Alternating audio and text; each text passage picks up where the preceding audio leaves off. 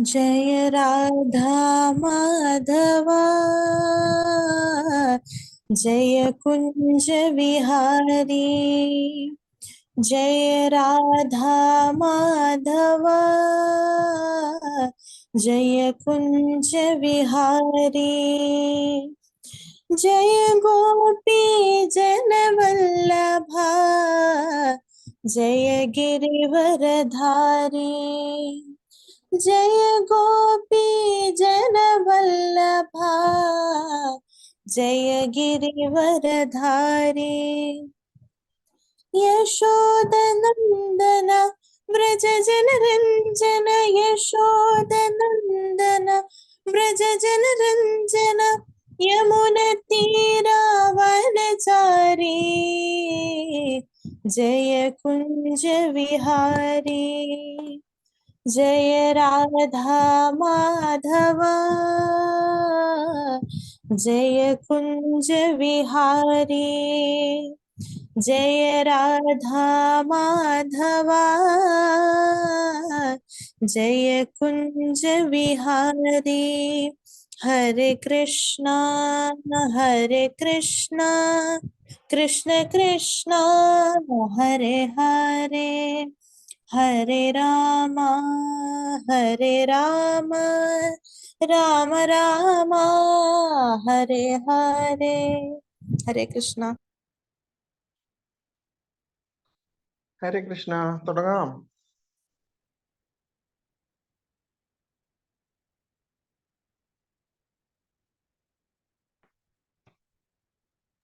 हरे कृष्णा. ओम नमो भगवते वासुदेवाय. ओम अज्ञानातिमिरान्धस्य ज्ञानाञ्जनशलाकया चक्षुरुन्मीलितं येन तस्मै ശ്രീഗുരവേ നമഃ. ഹരേ കൃഷ്ണ. എല്ലാവർക്കും സുഖമാണെന്ന് വിശ്വസിക്കുന്നു. അപ്പം ഇന്ന് ഞാന് ഫസ്റ്റ് രാധാറാണിയുടെ ബർത്ത് സ്റ്റോറി പറയാം. ശരിക്കും പറഞ്ഞാൽ നമ്മൾ എപ്പോഴും രാധാറാണിയുടെ ജന്മകഥ പറയുമ്പോൾ ആ രാധാറാണി ആ ഒരു 1000 ഇതിലുള്ള എന്താണ് ആ ഒരു ഇതിൽ നിന്ന് വൃഷഭാനു മഹാരാജിന് കിട്ടിയ കഥയാണ്. യമുനയിൽ നിന്നും വൃഷഭാനു മഹാരാജിന് കിട്ടിയ കഥയാണ് നമുക്കറിയാവുന്നത്. എന്നാൽ യഥാർത്ഥത്തില് ആ 1000 ഇതളുകളുള്ള ആ ഒരു ഇതില് രാധാറാണി എങ്ങനെ വന്നു എന്നുള്ള കഥ നമുക്കറിയില്ല. അപ്പം അതിന് ഒരുപാട് വർഷങ്ങൾക്ക് മുമ്പ്, അതായത് വിന്ധ്യ ഹിമാലയ എന്ന് പറഞ്ഞ വിന്ധ്യ പർവ്വതം എന്ന് പറഞ്ഞ പർവ്വതമുണ്ട്, വിന്ധ്യ പർവ്വതം. അപ്പൊ ഈ വിന്ധ്യ പർവ്വതത്തിന് ചുറ്റും ഹിമാലയങ്ങളാണ്. വിന്ധ്യ പർവ്വതങ്ങൾ നടുക്കാണ്. വിന്ധ്യ പർവ്വതങ്ങൾക്ക് ചുറ്റും ഹിമാലയങ്ങളാണ്. അപ്പൊ ഈ ഹിമാലയങ്ങളുടെ മകൾ എന്ന് പറയുന്നത് ആരാണ്? പാർവതി ദേവിയാണ്. അപ്പം ഹിമാലയങ്ങളുടെ മകള് പാർവതി ദേവിയാണ്, മരുമകൻ മഹാദേവനാണ്. അതുകൊണ്ട് തന്നെ ഹിമാലയങ്ങള് വിന്ധ്യ പർവ്വതത്തിന്റെ അടുത്ത് എപ്പോഴും പറയുമായിരുന്നു, എനിക്ക് ഈ ലോകത്ത് വെച്ച് തന്നെ ഏറ്റവും സുന്ദരിയായിട്ടുള്ള അല്ലെങ്കിൽ ഏറ്റവും ശക്തിശാലിയായിട്ടുള്ള മകളുണ്ട്, അതിലും വലിയ ഒരു മരുമകനുണ്ട്, ഈ ലോകത്തെ തന്നെ കീഴടക്കാൻ പറ്റുന്ന മരുമകനുണ്ട് എന്നൊക്കെ പറഞ്ഞിട്ട് ഇങ്ങനെ പറയുമായിരുന്നു. ആര്? വിന്ധ്യ ഹിമാലയത്ത് പറയുമായിരുന്നു. അപ്പൊ ഈ വിന്ധ്യ പർവ്വതത്തിന് ഭയങ്കര വിഷമമായി. കാരണം തനിക്കൊരു മകനോ മരുമകനോ ഇല്ലല്ലോ. അതുകൊണ്ട് വിന്ധ്യ ഹിമാലയ ബ്രഹ്മദേവനെ ധ്യാനിക്കാൻ തുടങ്ങും. അങ്ങനെ ബ്രഹ്മദേവൻ പ്രത്യക്ഷപ്പെടുമ്പോ വിന്ധ്യ ഹിമാലയ പറയും, എനിക്ക് ഒരു മകള് വേണം. ആ മകള് പാർവതി ദേവിയെക്കാളും ബെറ്റർ ആയിരിക്കണം. കാരണം പാർവതി ദേവിയെക്കാളും ഗുണങ്ങളും ഇതെല്ലാം ഉള്ള മകളായിരിക്കണം. അതുപോലെ തന്നെ ഒരു മകൻ വേണം, മഹാദേവനെ പോലും ഡിഫീറ്റ് ചെയ്യാൻ, അതായത് മഹാദേവനെ പോലും തോൽപ്പിക്കാൻ പറ്റുന്ന രീതിയിലുള്ള ഒരു മകനും എനിക്ക് വേണമെന്ന് പറയും. മരുമകനും എനിക്ക് വേണം, മരുമകനാണെന്ന് പറയും, മരുമകൻ എനിക്ക് വേണമെന്ന് പറയും. എന്നിട്ട് ബ്രഹ്മാവ് അപ്പൊ സമ്മതിക്കും, ശരി അത് നിന്റെ ഇഷ്ടം പോലെ നടക്കട്ടെ എന്ന് പറഞ്ഞിട്ട് ബ്രഹ്മാവ് പോകും. പക്ഷെ പിന്നീടാണ് ബ്രഹ്മാവ് ഒരു പ്രശ്നത്തിൽ പെട്ടിരിക്കുന്നത്.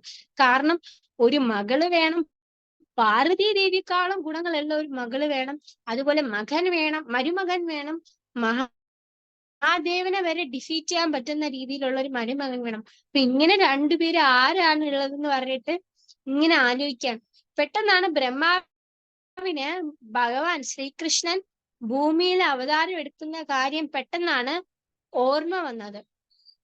അപ്പം ഭഗവാൻ വന്നിട്ട് മഹാദേവനെ പോലും ഭഗവാൻ ഡിഫീറ്റ് ചെയ്യാൻ പറ്റും. അപ്പൊ ബ്രഹ്മാവ് പെട്ടെന്ന് രാധാറാണി ഓർക്കുകയാണ്. കാരണം രാധാറാണി വന്നിട്ട് എന്ത് ചെയ്യാണ്, ഭഗവാൻ അവതാരം ഇതായിട്ട് ഭഗവാൻ കൃഷ്ണനായിട്ട് ഭൂമിയിൽ വരുമ്പോൾ രാധാറാണിയും തീർച്ചയായിട്ടും ഭൂമിയിൽ അവതരിക്കുന്ന കാര്യം ബ്രഹ്മാവിന് അറിയാം. അതുകൊണ്ട് ബ്രഹ്മാവ് പെട്ടെന്ന് രാധാറാണിയെ മനസ്സിൽ ധ്യാനിക്കും. കാരണം ഈ വിന്ധ്യ ഹിമാലയം പറഞ്ഞ ഈ രണ്ട് കാര്യങ്ങള് ഭഗവാനും രാധാറാണിക്കും മാത്രമേ ഉള്ളൂ. വേറെ ആർക്കും ആ ഒരു മഹാദേവനെ വരെ തോൽപ്പിക്കാനും പാർവതി ദേവിയെക്കാളും ഗുണങ്ങളുള്ള രണ്ട് പേരെന്ന് പറയുന്നത് രാധാറാണിയും ഭഗവാനുമാണ്. അതുകൊണ്ട് ആര് പെട്ടെന്ന് ധ്യാനിക്കും, വിന്ധ്യ ഹിമാലയ ബ്രഹ്മദേവൻ രാധാറാണിയെ തപസ് ചെയ്യാൻ തുടങ്ങും.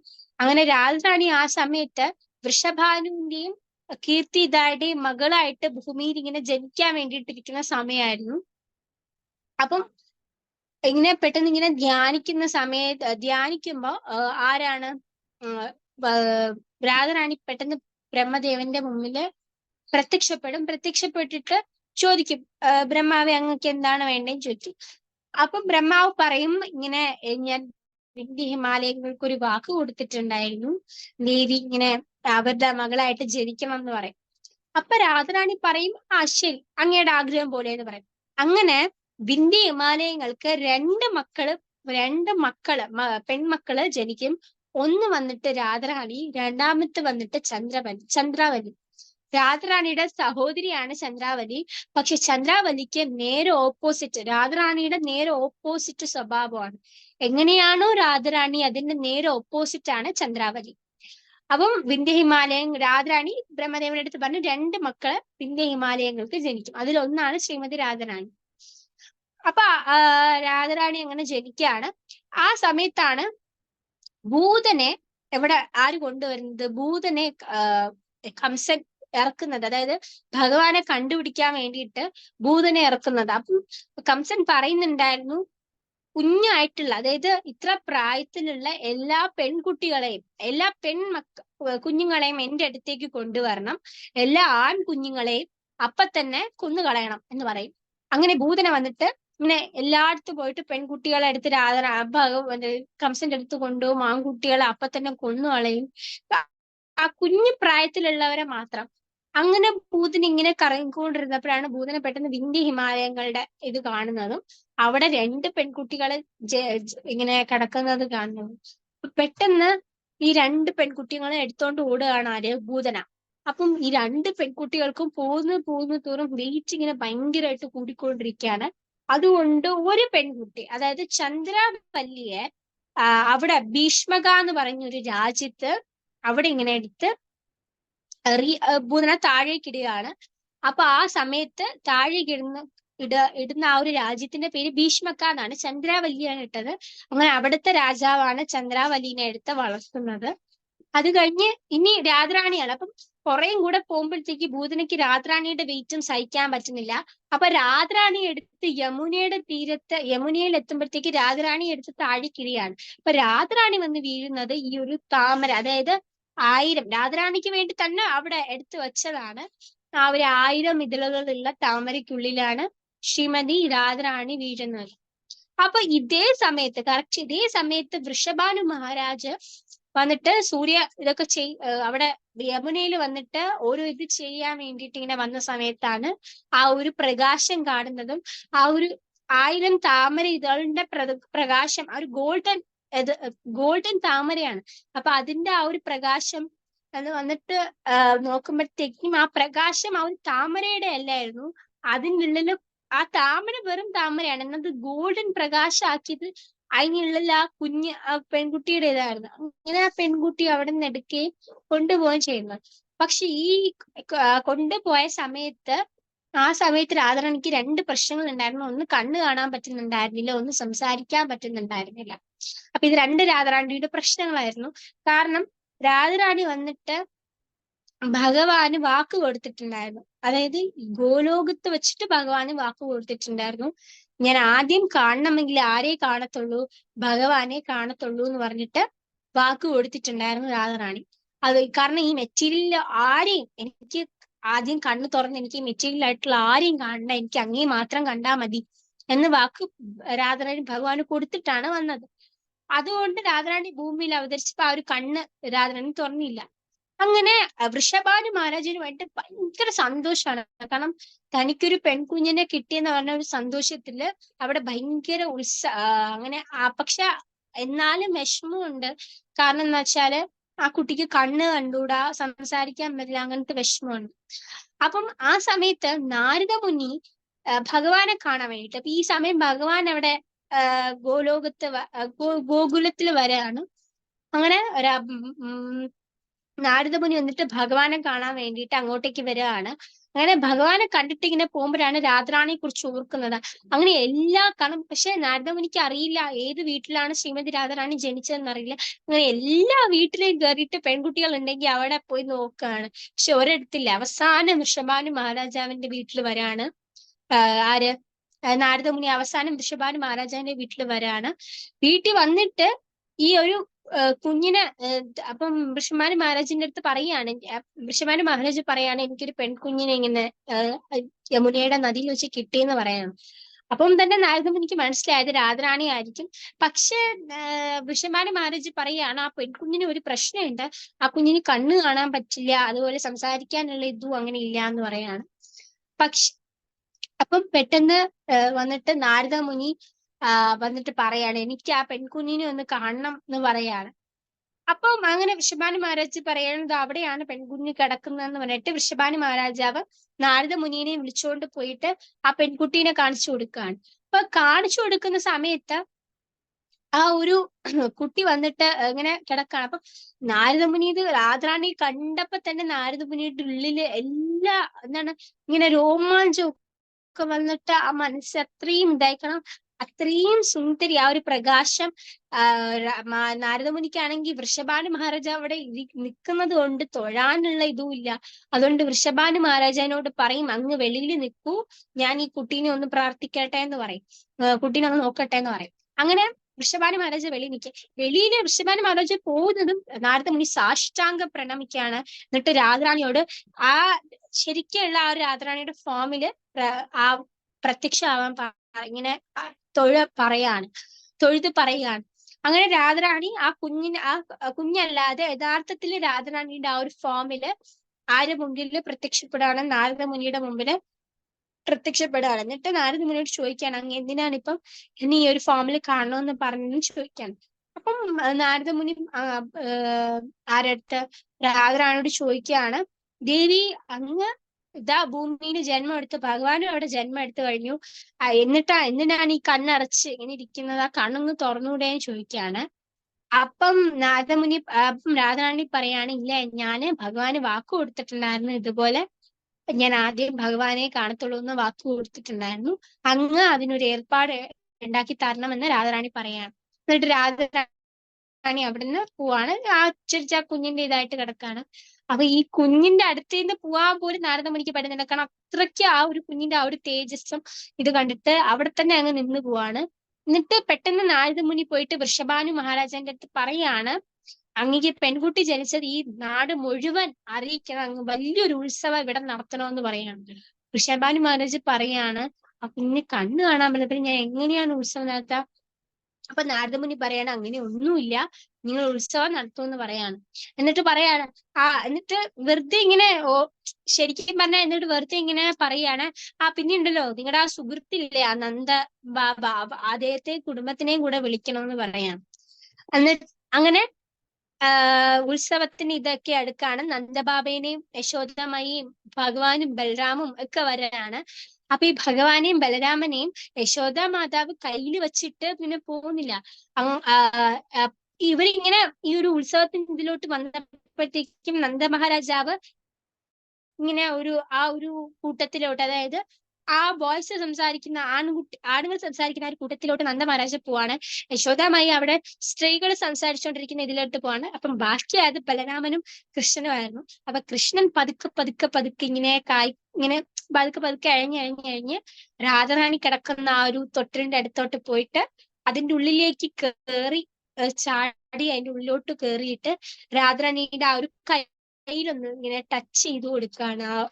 ഭഗവാന്റെ കൈ ആ രാധാറാണിയുടെ കയ്യിൽ ടച്ച് ചെയ്യാണ്.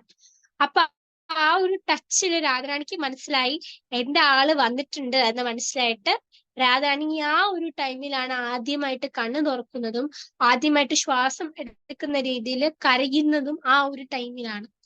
അങ്ങനെ ആദ്യമായിട്ട് രാധാറാണി കണ്ണു തുറക്കുമ്പോൾ കാണുന്നത് ഭഗവാനെയായിരുന്നു. പിന്നീട് അപ്പം എല്ലാവരും വന്നിട്ട് നോക്കുമ്പോ ദാ ഭഗവാൻ അടുത്ത് കിടക്കുന്നു, ദാ രാധാറാണി കണ്ണു തുറന്ന് എല്ലാവർക്കും സന്തോഷമായി. പക്ഷെ യഥാർത്ഥത്തിൽ എല്ലാവർക്കും സന്തോഷം. ഇതാണ് യഥാർത്ഥത്തിൽ രാധാറാണിയുടെ ബർത്ത് സ്റ്റോറി എന്ന് പറയുന്നത്. ഇതാണ്. ഇത് കൂടാതെ ഒരുപാട് കൊച്ചിലെ തന്നെ ഒരുപാട് ലീലകളുണ്ട്.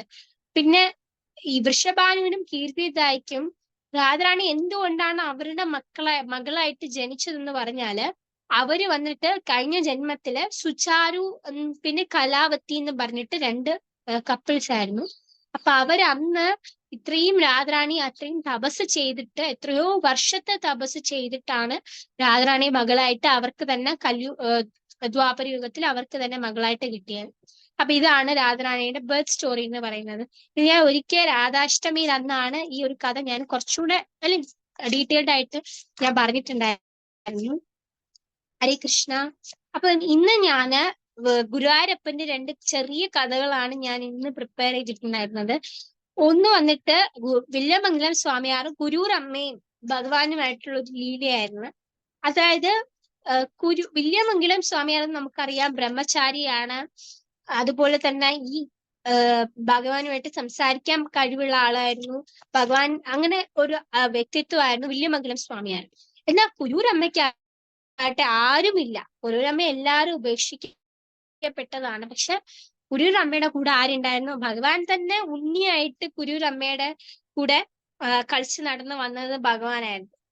അപ്പം അങ്ങനെ ഇരിക്കെ ഒരിക്കൽ വന്നിട്ട് വില്വമംഗലം സ്വാമിയാർ എല്ലാ വീടുകളിലും പോയിട്ട് പൂജ ചെയ്യുന്ന കാര്യം കുരൂരമ്മ അറിയാണ്. അങ്ങനെ കുരൂരമ്മയ്ക്ക് ഒരു ആഗ്രഹം തന്റെ വീട്ടിലും വന്ന് പൂജ ചെയ്യണമെന്ന് ആഗ്രഹം. അങ്ങനെ കുരൂരമ്മ ഒരിക്കൽ അപ്പുറത്തെ വീട്ടില് വില്വമംഗലം സ്വാമിയാർ പൂജയ്ക്ക് വന്നപ്പോഴത്തേക്കും ആ ഒരു വില്വമംഗലം സ്വാമിയാർ കൂടെ വന്ന ശിഷ്യന്മാരോട് ഇങ്ങനെ പറയാണ് തന്റെ വീട്ടിലും ഒരു ദിവസം വന്ന് പൂജ ചെയ്യണമെന്ന് പറയാണ്. അപ്പം ശിഷ്യന്മാര് ആദ്യമേ ഒരു നിബന്ധന അങ്ങനെ വെക്കും.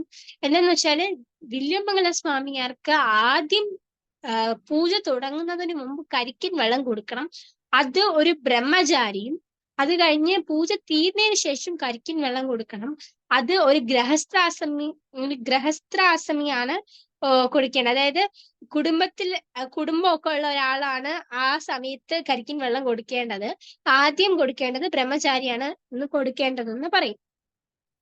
അപ്പം അങ്ങനെ ആ ഒരു നിബന്ധന വെക്കും. അപ്പൊ കുരൂരമ്മ നോക്കുമ്പോ തനിക്ക് ആരുമില്ല, തനിക്ക് താന് പിന്നെ ആ ഒരു ഉണ്ണി മാത്രമേ ഉള്ളൂ. പിന്നെ എന്ത് ചെയ്യും? ഇനി ബ്രഹ്മചാരിയും അതുപോലെ മറ്റേ ആളെ എങ്ങനെ കണ്ടുപിടിക്കും എന്നിങ്ങനെ വിചാരിച്ചുകൊണ്ടിരിക്കുകയായിരുന്നു കുരൂരമ്മ. അങ്ങനെ കുരൂരമ്മ വന്നിട്ട് ഇങ്ങനെ വിഷമത്തിയിരിക്കുകയാണ്. പക്ഷെ ശരിക്കും പറഞ്ഞാല് വില്വമംഗലം സ്വാമിയാർക്ക് കുരൂരമ്മയുടെ അവിടെ പോകാൻ ഇഷ്ടമല്ല. കാരണം കുരൂരമ്മ വന്നിട്ട് ശുദ്ധിയും അശുദ്ധിയും ഒന്നും നോക്കാതെ ഭഗവാന്റെ നാമം ജപിക്കും, ഭഗവാന്റെ കീർത്തനങ്ങൾ പാടും, ഇതൊക്കെ ചെയ്യും. ഏകാദശി വ്രതം എടുക്കും. അതുകൊണ്ട് വില്വമംഗലം സ്വാമിയാർക്ക് കുരൂരമ്മയോട് അത്ര ഇഷ്ടമല്ലായിരുന്നു എന്ന് വേണം പറയാൻ ശരിക്കും. അപ്പം അങ്ങനെ ഇരിക്കെ അങ്ങനെ പക്ഷെ അതിനുശേഷം വില്വമംഗലം സ്വാമിയാർക്ക് താൻ ചെയ്യുന്ന ഇങ്ങനെ ചിന്തിച്ചതിന് ശേഷം വില്വമംഗലം സ്വാമിയാർക്ക് താൻ ചെയ്യുന്ന പൂജകളോ അല്ലെങ്കിൽ ഭഗവാന് വേണ്ടിയിട്ട് ചെയ്യുന്ന കാര്യങ്ങളോ ഒന്നും കറക്റ്റ് അല്ലാതെ ഒരു തൃപ്തി വരുന്നില്ല അദ്ദേഹത്തിന്. എന്താണെന്നറിയില്ല, താൻ സാധാരണ ചെയ്യുന്ന ഒരു തൃപ്തി വരുന്നില്ല. അതുപോലെ ഭഗവാന്റെ ആ ഒരു പ്രസൻസ് അദ്ദേഹത്തിന് അവിടെ കിട്ടുന്നുണ്ടായിരുന്നില്ല. അപ്പം ഇങ്ങനെ ചിന്തിച്ചുകൊണ്ടിരിക്കുമ്പോ പെട്ടെന്ന് ആണ് ഭഗവാൻ സ്വപ്നത്തിൽ വന്നിട്ട് പറയുന്നത്, വില്വമംഗലം സ്വാമിയാറെ നാളെ അങ്ങ് കുരൂരമ്മയുടെ വീട്ടിൽ പോകാമെന്ന് വാക്ക് കൊടുത്തിട്ടുണ്ടായിരുന്നു, അതങ്ങ് ഓർത്തിട്ടുണ്ടോ എന്ന് പെട്ടെന്നാണ് വന്നിട്ട് വില്വമംഗലം സ്വാമിയാരെ ഭഗവാൻ ഓർമ്മിപ്പിക്കുന്നത്. അപ്പം വില്വമംഗലം സ്വാമിയാർക്ക് മനസ്സിലായി ഇനി പോവാതിരുന്നാ പറ്റില്ല, താൻ പോയേ പറ്റൂ. കാരണം ഭഗവാൻ തന്നെ വന്ന് ഓർമ്മിപ്പിച്ചതാണ്, അതുകൊണ്ട് പോയേ പറ്റൂ എന്ന് പറയാണ്. അപ്പൊ ഇതേ സമയത്ത് കുരൂരമ്മയായിട്ട് വിഷമിച്ചിരിക്കുകയാണ്. കാരണം തനിക്ക് ഗൃഹസ്ഥാശ്രമിയും പിന്നെ അതുപോലെ ബ്രഹ്മചാരി ഇതുവരെ കിട്ടിയിട്ടില്ല. അപ്പം ഈ ഉണ്ണി കുരൂരമ്മേനെ ഭഗവാൻ തന്നെയാണ് ഉണ്ണി. അപ്പൊ ഉണ്ണി കുരൂരമ്മേനെ എന്താണ് സമാധാനിപ്പിക്കുകയാണ്. എന്താന്ന് വെച്ചാല് അമ്മ പേടിക്കണ്ട, ഞാൻ എല്ലാം അറേഞ്ച് ചെയ്തിട്ടുണ്ട് എന്ന് പറയാണ്. അങ്ങനെ വില്വമംഗലം സ്വാമിയാർ പിറ്റേന്ന് പൂജയ്ക്ക് വരാണ്. കുരൂരമ്മ വളരെ മനോഹരമായിട്ട് ആ ഒരു സംഭവങ്ങളൊക്കെ ഒരുക്കി വെച്ചിട്ടുണ്ട്. പൂജയ്ക്കുള്ള കാര്യങ്ങളൊക്കെ ഒരുക്കി വെച്ചിട്ടുണ്ട്. അപ്പൊ വില്വമംഗല സ്വാമിയാർ വരുമ്പോ കുരൂരമ്മ ആദ്യം നമസ്കരിക്കാൻ എന്നിട്ട് ഓരോന്നും ഇങ്ങനെ കാണിച്ചു കൊടുക്കുകയാണ്. ഇതിഞ്ഞ ആളാണ്. പിന്നെ ഈ ഉണ്ണീനെ, ആ ഒരു ഉണ്ണീനെ ചൂണ്ടി കാണിച്ചിട്ട് പറയാണ് ഇതെന്റെ ഉണ്ണിയാണ്, ഇവൻ മാത്രമേ ഇപ്പൊ എനിക്കുള്ളൂ എന്ന് പറയാണ്. പക്ഷെ വില്വമംഗല സ്വാമിയാർ ആ സമയത്ത് ഉണ്ണീനെ ശ്രദ്ധിക്കുന്നുണ്ടായിരുന്നില്ല. കാരണം വില്വമംഗല സ്വാമിയാർക്ക് എങ്ങനെയെങ്കിലും ഈ ഒരു പൂജ ചെയ്തിട്ട് ഇവിടെ നിന്ന് പോണം എന്നൊരു ഇതാണ് മൈൻഡിൽ ഇങ്ങനെയാണ്. അപ്പം ആദ്യം കരിക്ക് കൊണ്ടുവരുന്നത് ഈ ഉണ്ണിയാണ്. ഉണ്ണി കൊണ്ടുവന്നിട്ട് വില്വമംഗല സ്വാമിയാരുടെ കയ്യിൽ കൊടുക്കാണ്. അപ്പൊ ബ്രഹ്മചാരി ആയിട്ടുള്ള ഉണ്ണി വന്നിട്ട് വില്വമംഗല സ്വാമിയാർക്ക് കരിക്ക് കൊടുക്കാണ്. അത് ആര് കുടിക്കാണ്? വില്വമംഗല സ്വാമിയാർ കുടിക്കാണ്. കുടിച്ചിട്ട് അടുത്ത് വന്നിട്ട് അങ്ങനെ പൂജ ചെയ്യാണ്. പക്ഷെ പൂജ ചെയ്യുന്നതും വില്വമംഗല സ്വാമിക്ക് തൃപ്തിയില്ല.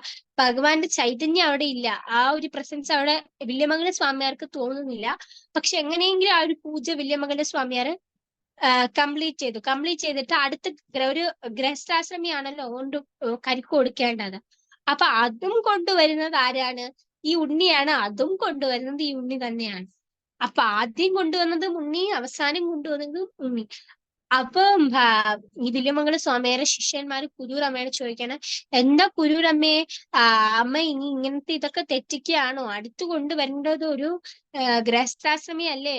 ഉണ്ണി എങ്ങനെയാണോ ഒരു ഗൃഹസ്ഥാശ്രമി ആവാ? അതുപോലെ ആദ്യം കൊണ്ടുവന്നത് ഉണ്ണി തന്നെയല്ലേ എന്ന് പറഞ്ഞ് ചോദിക്കാണ്. അപ്പം എന്നിട്ട് ഉണ്ണി കുഞ്ഞ് പറയാണ്, ഞാൻ തന്നെയാണ് ഗൃഹസ്ഥാശ്രമി, ഞാൻ തന്നെയാണ് ബ്രഹ്മചാരി എന്ന് പറയാണ്. അപ്പൊ എല്ലാവരും ചിരിക്കാൻ തുടങ്ങി. അവിടുത്തെ ശിഷ്യന്മാരെല്ലാം ചിരിക്കാൻ തുടങ്ങി. അപ്പൊ പെട്ടെന്ന് ഈ ഉണ്ണിയുടെ ശബ്ദം പെട്ടെന്ന് മാറാണ്. എന്നിട്ട് വില്വമംഗല സ്വാമിയാർ ചോദിക്കാണ്, അനാദി ബ്രഹ്മചാരി എന്നല്ലേ വില്വമംഗലം സ്വാമിയാരെ എന്നിങ്ങനെ ചോദിക്കുകയാണ്. അപ്പോഴാണ് വില്വമംഗല സ്വാമിയാറ് ആ ഉണ്ണീനെ ശ്രദ്ധിക്കുന്നത്. പെട്ടെന്ന് ആ ഇരുന്ന ഇരിപ്പിൽ ഈ ഒരു ഇത് കേട്ടതും വില്വമംഗല സ്വാമിയാർ പെട്ടെന്ന് ഇങ്ങനെ എണീക്കാണ്. എണീറ്റിട്ട് നോക്കുമ്പോ ആരാണോ താൻ ഇത്രയും നേരം എവിടെയെന്ന് നോക്കിക്കൊണ്ടിരുന്ന അയാൾ തന്റെ മുമ്പിൽ തന്നെ ഉണ്ട് എന്ന് പറയണേ. എന്നിട്ട് ചോദിക്കാണ്, ഷോഡകശ്രീ ഷഡശേഷ എന്നുമല്ലേ വില്വമംഗലമേ എന്ന് ചോദിക്കുകയാണ്. വില്വമംഗല സ്വാമിയാർ അതേ പറയണേ. കാരണം അനാദി ബ്രഹ്മചാരി എന്ന് പറഞ്ഞാൽ ഭഗവാൻ നിത്യ ബ്രഹ്മചാരിയാണ്. കാരണം ഭഗവാൻ നിത്യ ബ്രഹ്മം തന്നെ ഭഗവാനാണ്. ഭഗവാൻ നിത്യ ബ്രഹ്മചാരിയാണ്. അതുപോലെ ഷോഡകശ്രീ ഷഡശേഷ എന്ന് പറയുന്നത് ഭഗവാൻ 16,008 ഭാര്യമാരുള്ള ഒരു ഭർത്താവാണ് ഭഗവാൻ എന്ന് പറയാണ്. അപ്പം ഇത് രണ്ടും, ബ്രഹ്മചാരിയും അതുപോലെ ഗൃഹസ്ഥാശ്രമിയും രണ്ടും ഭഗവാൻ തന്നെയാണ് എന്ന ശ്ലോകങ്ങളാണ്. ഇത് വന്നിട്ട് അഷ്ടോത്തര നാമാവലി, ഭഗവാന്റെ അഷ്ടോത്തര നാമാവലിയിൽ മഹാദേവൻ പാർവതി ദേവിക്ക് വന്നിട്ട് പറഞ്ഞു കൊടുക്കുന്ന കാര്യങ്ങളാണ് ഈ ബ്രഹ്മചാര്യത്തെ പറ്റിയിട്ട്, അതുപോലെ തന്നെ ഗൃഹസ്ഥാശ്രമത്തെ പറ്റിയിട്ട്. അപ്പൊ പെട്ടെന്ന് വില്വമംഗല സ്വാമിയാർ ഇങ്ങനെ ഭഗവാൻ നോക്കാണ്. എന്നിട്ട് പറയാണ്, അതെ അങ്ങ് പറഞ്ഞത് കറക്റ്റാണ്, അങ്ങ് തന്നെയാണ് ബ്രഹ്മചാരി, അങ്ങ് തന്നെയാണ് ഗൃഹസ്ഥാശ്രമി എന്ന് പറഞ്ഞിട്ട് കുരൂരമ്മയുടെ കാലിലോട്ട് വീണ് നമസ്കരിക്കുകയാണ്. കാരണം കുരൂരമ്മയ്ക്ക്, തനിക്ക് ഭഗവാനെ ഇടയ്ക്കിടയ്ക്ക് ഇങ്ങനെ കാണാൻ പറ്റും, സംസാരിക്കാൻ പറ്റും. എന്നാലും കുരൂരമ്മയ്ക്ക്, ആരുമില്ലാത്ത കുരൂരമ്മയ്ക്ക് കൂട്ടായിട്ട് ആരാണ് വന്നത്? ഭഗവാൻ തന്നെയാണ് കുരൂരമ്മയ്ക്ക് കൂട്ടായിട്ട് വന്നത്. അതുകൊണ്ട് കുരൂരമ്മയെ സാഷ്ടാംഗം നമസ്കരിക്കും. അതുപോലെ താൻ വിചാരിച്ച തെറ്റ്, തനിക്കിലുണ്ടായിരുന്ന അഹങ്കാരം അവിടെ വരികയാണ് വില്വമംഗല സ്വാമിയാർ. ഹരേ കൃഷ്ണ.